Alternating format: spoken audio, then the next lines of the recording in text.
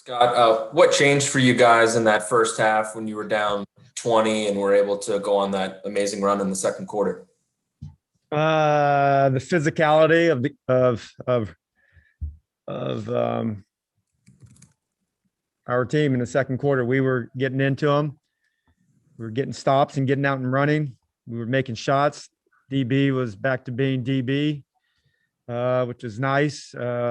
I thought Russell willed us into that second quarter. I mean, he was saying a few things that were probably well deserved to some guys that needed to hear it. But I thought Alex came in, he struggled, and then we went to the next big and Rolo, and I thought he changed the game. And then Alex came back in, and then I thought he played like he needs to play, with the physicality, with the rolling and finishing at the rim. I thought in that second half, that third quarter, he put his body on their big fella. They got two all-stars on that team that are dynamite players, that are hard to stop. They're tricky, they're crafty, they're playoff tested, and this team is good. And then now tonight they got some of their injured players back. But I thought we battled and we gave ourselves a chance to win. I mean, we probably made it too close down the stretch with some mistakes and some calls that didn't go our way. But we made a couple of plays down the end, which won the game for us. And Davis, for him to go off like that, how much did he change this game by just getting hot from three? Well, it was coming. It was coming. He was warming up. It was either a quarter, then it went to a half, and then went to maybe a little bit in the second half. And now the last couple of games, he's back. He's not going to go 9 for 11 all the time, but you're going to have those games now. Then you're going to have, the bad games are probably going to be 4 for 11, 4 for 10. But I thought his shot making was elite, like it has been. But tonight he was good. I thought Hau came in that second quarter. Also, that was a huge spark plug. I thought those minutes were huge, and I keep telling guys, your minutes are important no matter what time of the game it is, and you can impact the game and change the game. I thought Rolo and Hau and DB, those minutes in that second quarter gave us a chance to win tonight. Fred. Scott, what is the takeaway from a game like this, where it almost felt like you guys played three different games? You fall down, you make the run, you get up, and then you kind of let go of it during those final 4 minutes. Yeah, I would even say maybe 4 games, because the game that I thought we were going to have before the game started. I thought, that's what's NBA. That's what I love about it. It's such an emotional game, and it's a passionate game. It's the team who plays with the most passionate a lot of times wins. And I thought they came out ready to run, and they were running. It's amazing. Jokic was outrunning Mo early in the game, like 3 or 4 possessions.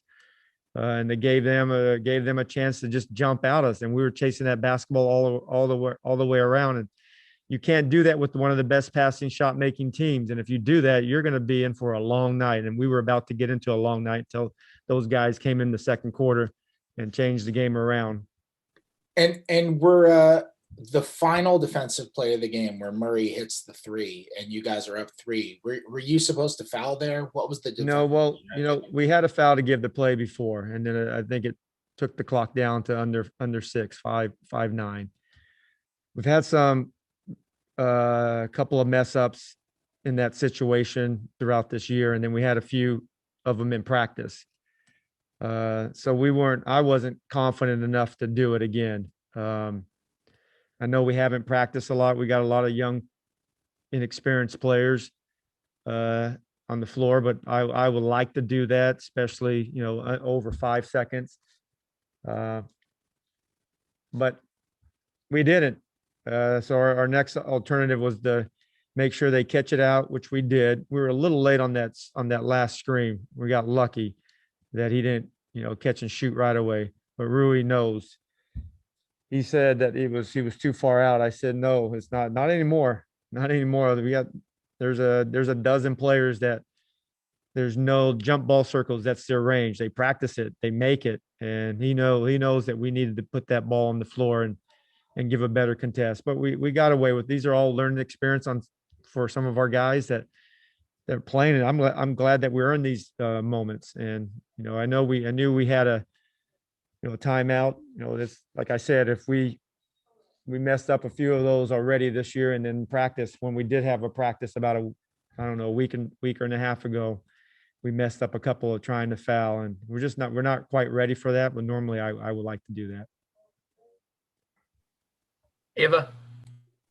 Hey, Scott, could you just elaborate a little bit maybe on what exactly Robin was able to do to kind of help wrap up Jokic in the second quarter there that he did so well? Well, he's a big man. He's wide, he's strong, he's tough. He uses his body, verticality. That's why we have him. And he's awkward. He's awkward enough that, I mean, I just love the way he plays. He's just a great personality.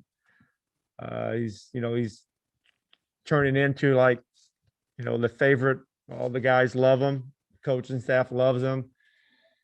We have a good relationship. I like messing with him, and he throws some stuff at me. But I think his toughness and he just gives his body up, and he sets great screens, and he rolls and he finishes. I mean, he jumps about as high as a South Dakota phone book, but he still gets it enough. But he knows how to play, man. That's why he's out there, crunch minutes. He knows how to play. And Brad and Russell love playing with him because he knows when to set screens. He knows when to hold them. He knows when to roll. He knows when to short pop. He knows when to do a DHO. He knows when to do a weak side action.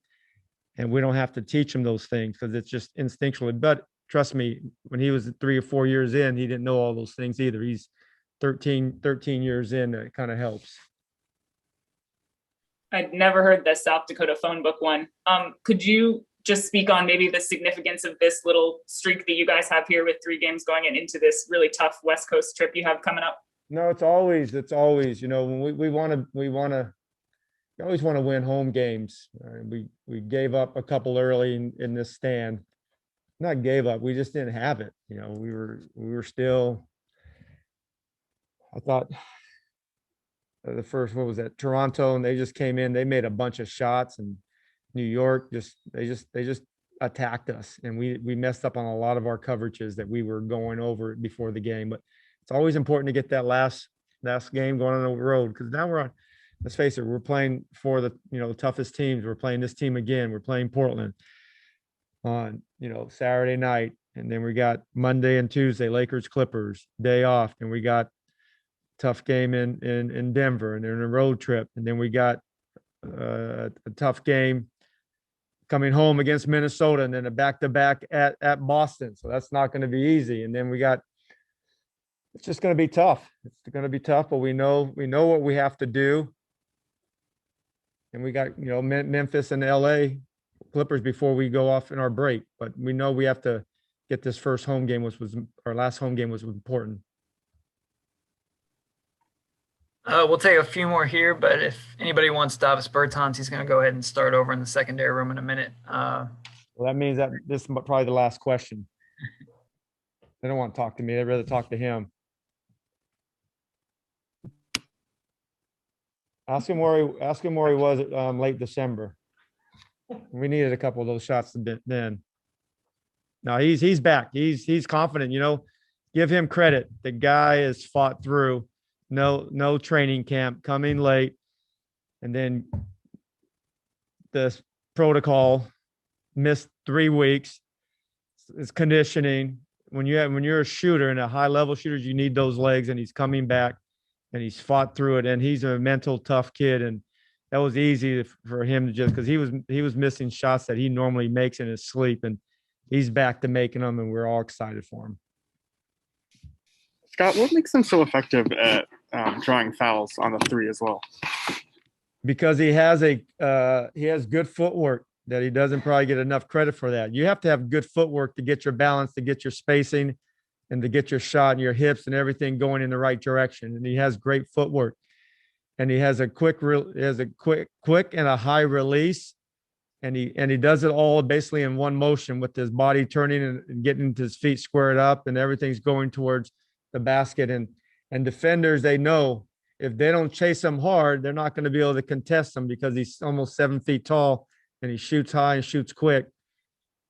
So a lot of guys, they run into him.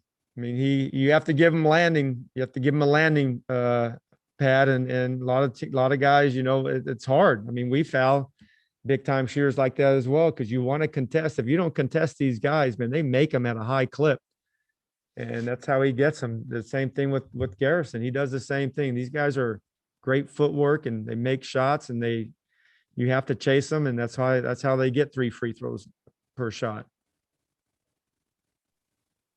All right, that's all the time we got for All right. Coach. You guys be safe. Over in the See you second, guys. jump over there. Thank you, Coach.